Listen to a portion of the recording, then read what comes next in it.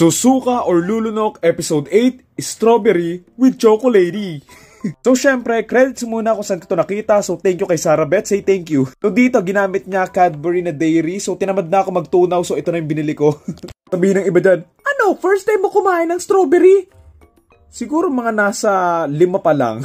Etong video na to, ito yung literal na unang beses ako nakatikim ng strawberry sa isang strawberry taho sa may Baguio. So ayun. Pero strawberry with chocolate, never ko pang natikman to. So tikman natin. Pisting strawberry to, napakamahal. 350 to eh.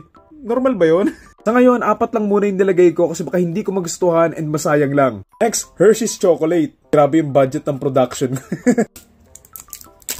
Ayaw patanggal ah. Smell test ng Hershey's. Okay game, buhos na natin yung Hershey's.